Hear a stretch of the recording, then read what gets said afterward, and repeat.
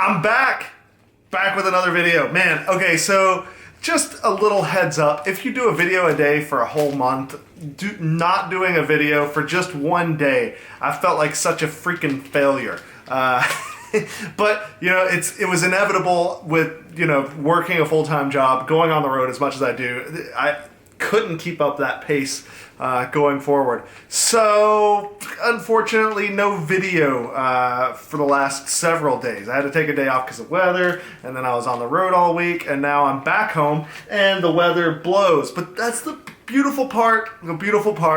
We are going to get Snowmageddon 2.0 in Atlanta. I don't know if you know this, but a couple years ago it snowed really bad in Atlanta. People were stuck on the road.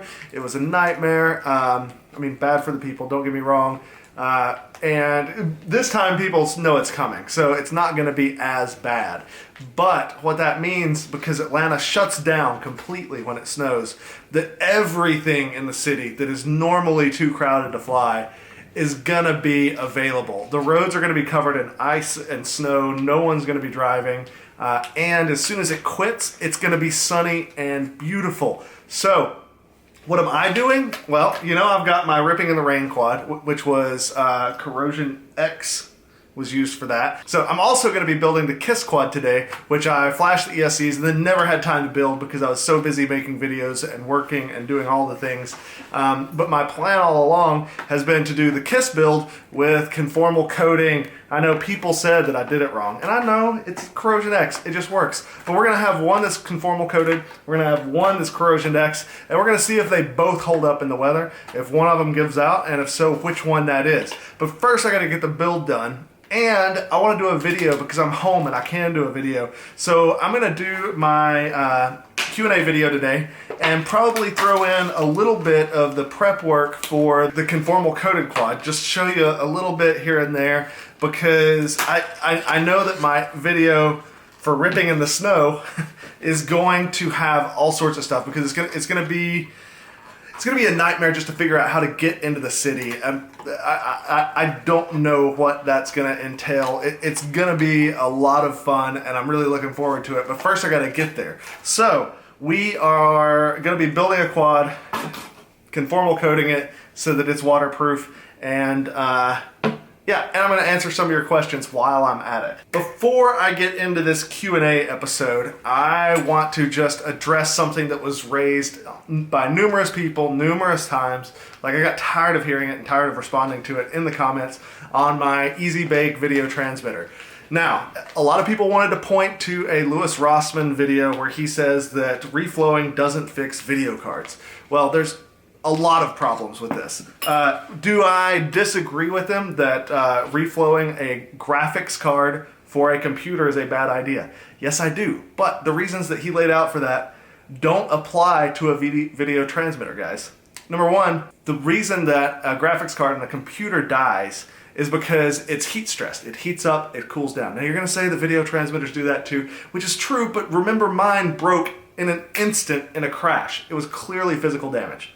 Number one, okay? Number two, he's talking about how the graphics processor dies. The heating process changes the structure internally on that graphics processor and fixes it temporarily. We don't have a graphics processor to fix temporarily.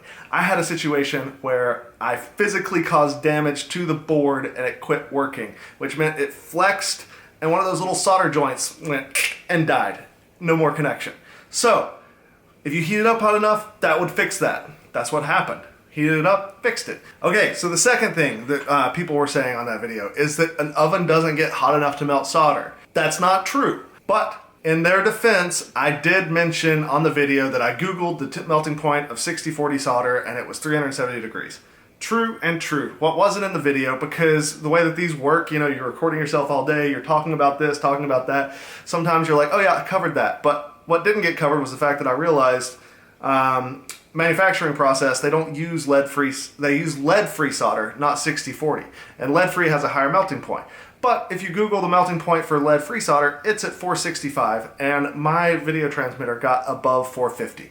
So we also hit the melting point of the lead-free solder. So I hope that that puts both of those things to rest so that you guys can just move on. It worked, it's still working. Will it fix everything? No, it won't. Do I think it's hilarious that anytime somebody posts a picture of something broken, they're like, put it in the oven? Yes, I'm very, very happy about that. Okay, now we're gonna do a couple of questions. First question, Michael Klein. What do you think of the micro quads? Bought a 100mm frame. I think micro quads are awesome. He wants to know how they compare when flying against a full-size mini quad. Basically, a 5" is a real setup is a really sweet spot of thrust to weight ratio, and everything is kind of structured from the flight controller software on down to where those just fly amazing. Have I flown smaller stuff? Yeah, I had a Hellbender, like 3". I never got around to building the X-Hover one. Sorry, Daniel. They fly good, but it's just different. It's not the same way. You can't, once you put a GoPro on it, if you don't put a GoPro on it, you can get them to fly pretty similar. But for the most part, the stuff that I do, I want a record of it because I want to share it with you guys. So it just doesn't work for me. Are they cool? Are they fun to fly indoors? Yeah, it's awesome. I would say, well, I like Tiny Whip for indoors personally, and my Tiny Whip is dead. That's why there's no Tiny Whipping. I got a lot of questions about that. Yeah, small frames, cool, but just not really something that works for me. I try to put my energy into the 5" so that I can go out and get cool footage. Yeah, I had to take a little break to work on my quad. Look, I got the bottom part of the frame put together. It's looking pretty. Next, motors. But, yeah, so next question for now. Fatum FPV. Hey Sting, I got a question about the ham radio license. I know you have one as a pilot. I didn't have to get it as a pilot. I only got it once I got into RC, but I do have it. But do you recommend we all do as the law requires? I think you should. Number one, because if you want to be legal, the way that I look at it is I'm playing around in a lot of very gray areas. And so any time that I can be on the right side of the law, I want to be. And it's so easy to go and get your ham license, and you learn so many useful things that you're going to apply every day when you go and fly a new spot. You're going to start looking at it in a different way. You need to get this, guys. I can't say it enough times. Go and get it. It's easy. All I did was I Googled amateur radio license or ham license test prep, and there's like a million websites that do it for free. Read over the test questions until you have learned something, and then go on and take your test. You can find testing centers all online. I'm going to try to get some links for you guys in the description to this stuff just to make this easier for you. But yeah, get your ham license. It's easy. Lincoln Black. Hey, Kevin, how do you mount and protect your X4R antennas? Okay, that I do very simply. I take a zip tie and then a piece of heat shrink that's slightly larger than the zip tie. All right, got to make sure my face isn't in it. And I don't know how much of this you're going to be able to see, but that is a zip tie with heat shrink around it with the antenna inside of it.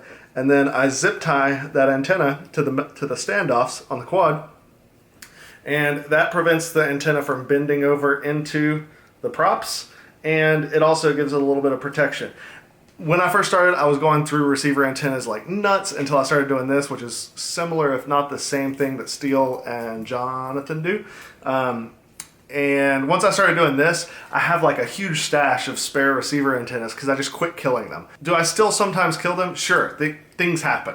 But it's like once every 6 months that I kill a receiver antenna now. Good question though. David Ingram. Dude, there's no way that's the same David Ingram. I had a great friend of mine growing up in high school that I used to skateboard with. He was a professional ballet dancer. Awesome dude. I hope this is you, buddy, but I doubt it is. Anyways, hi Kevin. Loving the content and appreciating the huge effort to the community. 2 questions. First, what's your preferred battery? Second, as a commercial pilot, what's your personal thoughts on the risks that our quads pose to commercial air traffic? That is, if a quad took off with no failsafe into the wild blue, could it potentially put lives at risk? So, first part, easy. I run the Venom 75C 1300 milliamp hour 4S battery. There are links in the description. And second question, I'm assuming what you're implying is a failsafe situation where it's just going, nothing changes, it keeps climbing up into the wild blue yonder. Now, 2 things. Number 1, you shouldn't be flying close to airports. Set your failsafe though. Set your failsafe so that when you failsafe, it just falls to the ground. But we're talking worst case scenario of somebody that doesn't know any better. If you're flying close to an airport, you're doing something wrong, and then it is a serious risk. if you are flying away from airports, the chances of it encountering an aircraft are pretty slim. We all know about how long the batteries on these things last. The chances of it, A, getting high enough to cause damage, let's assume that it's a full battery right off the line. It's going to go for what, 2, 3, 4 minutes before the battery dies and it quits climbing. So it's probably only going to get a couple hundred feet, maybe 1,500 feet max. There are not a lot of planes flying in that area. You got some news helicopters, you got maybe some aircraft doing training, but if you're flying in an area away from airports, there's not going to be a lot of those. So the chances of it encountering an aircraft up there are pretty slim. Now, let's just extrapolate and go to worst possible case scenario and say that it does encounter an aircraft. This thing weighs 1.5 pounds and is going to be moving at let's say 50 miles an hour. Worst case scenario, it's going 50 miles an hour and it encounters a plane, a big plane, doing 250 knots. That's, around 275 miles an hour, give or take. Alexa, how many miles per hour is 250 knots? 250 knots is 287.75 miles per hour. Yeah, close enough, 287. So, you're going to have a converging speed of about 300 miles per hour. Is it a safety risk? Absolutely. Could bad things happen? Yes. Do planes hit birds? All the time. Do planes hit wild geese? Yeah. Is it bad? It's bad. We don't want to see it happen. What do I think the chances of a loss of life in that worst case scenario are? I think it's pretty slim. If this goes, you've only got one, it's not going to be like the Miracle on the Hudson where they ran into a bunch of birds. They're going to hit one quad. If it goes into an engine, one engine failure, just a bunch of checklists that you got to run as a pilot. 2 engines, that's scary. But we're not going to have that. So if it hits a windshield, it could hurt the pilots. Most other parts of the plane, if it hits it, it can damage the skin, but the plane's not going to crash. With a large aircraft, I think the chance of a loss of life in the event that it runs into one of these is slim. That being said, when you're talking about taking someone's life, any chance is too much of a chance. So do everything you can to be safe. Set your fail-safe. Don't fly close to airports. Don't do dumb things. And it's going to be okay. All right, this is going swimmingly. Do a little bit of talkie, do a little bit of work. Look, I got motors. It's getting pretty. Okay, next question. Mr. Toph FPV, why don't you use Raceflight or KISS? Opinions on the Revolt as well. I do. I have a Raceflight quad. I am currently building a KISS setup to try that again. I just find that the Betaflight just simply works, and it has worked, and I had issues with KISS when I was on that, and with Raceflight, the hard thing is getting out of a rut. I need to spend more time with Raceflight to get it really tuned to the way that I like it to fly. As of right now, it just doesn't fly that great. I don't know if it's a motor ESC combo. I don't know. Because I flew those ESCs and those motors on Betaflight and liked it. I don't know. It just doesn't feel the way that I'm used to it feeling, and I keep going back to Betaflight. Will I go back after KISS? I don't know. But I'm going to keep tweaking with Raceflight and keep tweaking with KISS, and maybe I'll find something else that I like too. Win Davies, what spare parts do you carry? It just depends. Obviously, I carry spare props. I carry spare battery and GoPro straps. Those are one of the most common things that I break. I try to keep a spare camera in my bag also, like a HS1177 and GoPro. And a spare... I usually have a spare motor floating around, but that's just because I take one of those when I travel. I would take lots of spares when I travel. Spare ESC, spare motor, because there's nothing worse than being on the other side of the world and then having something quit working. You got to be as prepared as you can for those scenarios, but typical day in the field, I don't carry a whole ton of spare stuff. Try to carry 2 quads. That way, if something does break, I don't even have to fix it in the field. I can just keep flying the one I'm on. But 9 times out of 10, it's a simple like solder joint or something that I fix. So that's it. Derek Newkirk. What's the difference between the XSR and the X4R? Why do rotor pilots prefer to mod the X4R. The reason is that I've got a lot of X4Rs laying around. That being said, I now have 2 XSRs waiting to go into builds, so this new build's going to get an XSR. Something else in the future is going to get an XSR. I think that they're, perfectly good receivers. Frank Z, how often do you usually fly a week? When I don't fly for days, I find myself awkward. It usually happens. Greetings from Spain. Frank, typically, last month was different. I tried to fly every day that there was good weather. But on a typical month, I fly 3 to 7 days a week, just depending on my schedule. Like this week, I've got 3 days to fly. One of those days is being taken with the rain and the coming snow, getting ready for it. But I plan to rip on Saturday and Sunday, so I'm going to fly 2 days this week. I do feel a little rusty, but I've gotten good at knocking the rust off and continuing on. Okay, guys, with that, I'm going to go ahead and wrap up the Q&A portion of this video. I am going to show you a couple of sneak peeks of the conformal coding section where once this build is up to a point where I'm ready to start applying some conformal coding to it, we will go ahead and do that. But right now, it's just too early. There's nothing to really do. I've got to get the ESCs on here next. As you can see, I got my PDB all prepped, motors installed, some insulation for the... people are going to ask, this double-sided sticky tape without the protection taken off. Yeah, so I'm going to move on and get this guy to a stage that is ready to do. It's getting dark anyways. The snow is here. They're saying 7 to 10 inches right now. I'm so excited. I can't wait. All right, I'll be back with some waterproofing stuff shortly. Okay, it has been a long day of building. This guy, look at that. It's going to get out of the light. It's dark. It's light. Is almost done, although you may notice I am missing a motor. I had one kind of go up in flames. It's okay. Yeah, this guy here went up in smoke. I'm not sure what it was. It probably had like a little solder ball on the ESC because things. So I'm down at ESC and a motor.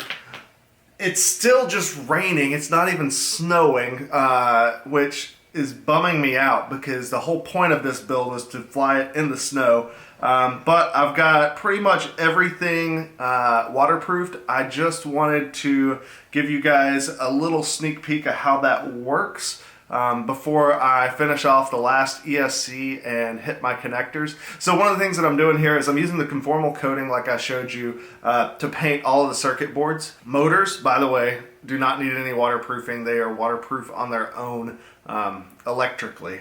The bearings can get damaged from water. You could get corrosion, but they're not going to short out or anything.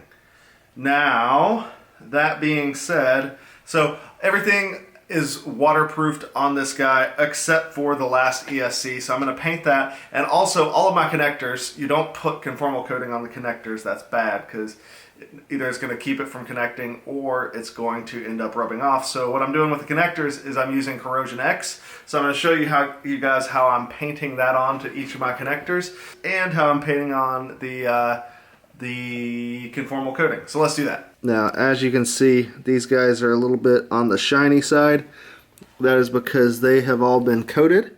This one looks a little bit duller. It has not got any kind of conformal coating or anything on it. So here's the conformal coating that we're using. It's kind of like fingernail polish. So just this is a lot harder to do looking at the back of the camera while I do it. But you get the idea. We just paint it on, give a nice coat to everything. Don't get it on the camera lens because that would be very, very bad for the camera.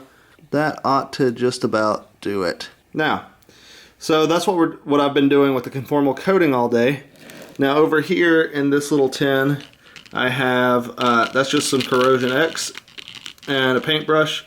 And then for all of my connectors, here I am just going in, making sure that, I don't even know what all these connectors are for, to be perfectly honest, but this will ensure that if you get a water droplet in there, that it's not going to short out the 5 volt or whatever, and the connectors are still usable if you ever need them in the future.